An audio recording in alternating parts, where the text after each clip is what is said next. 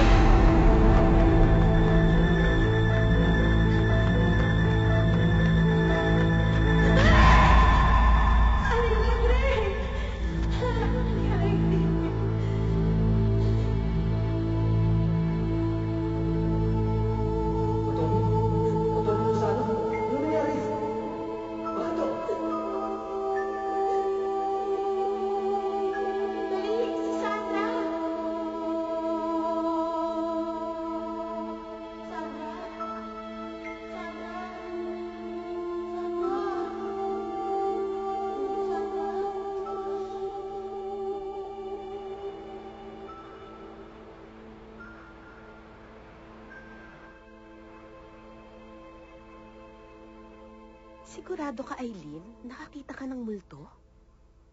Hindi ako makapaniwala sa mga nakita ko. Naguguluhan ako sa mga nangyayari.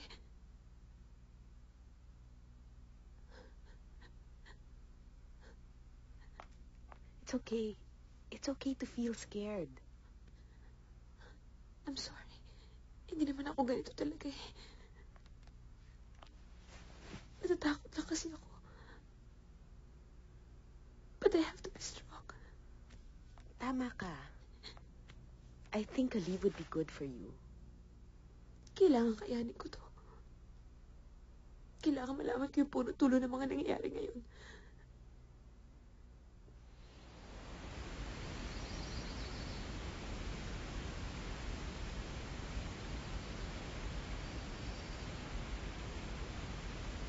Kung may makakasagot sa tanong yun, si Ka Mario yun.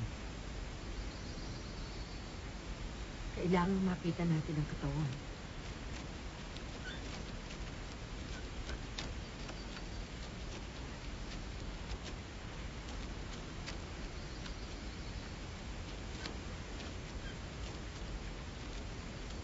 Dahan-dahan. O, ingat, ha? Oh, dito. Tara.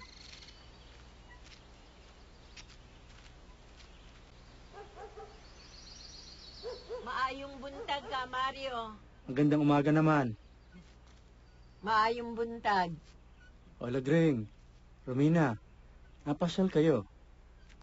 Meron sana kaming ihihingi sa inyo ng payo.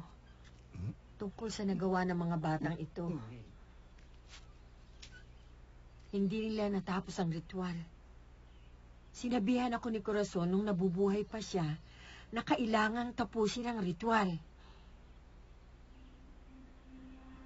Nararamdaman ko ang espiritu sa paligid. Nakakulong siya, di siya makalabas. At susundan nila kayo kahit saan man kayo pumunta.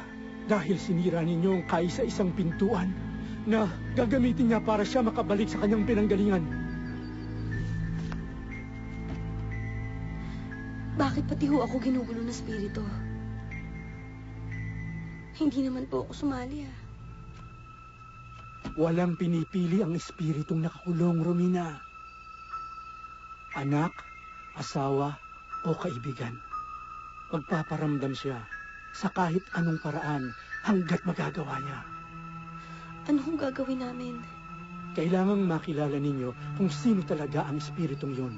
Kailangang malaman ninyo kung saan nakalibing ang kanyang katawang lupa. Puntahan ninyo ang kanyang puntod. Mabuti na lang at naisalba ninyo ito. Gamitin ninyo ito.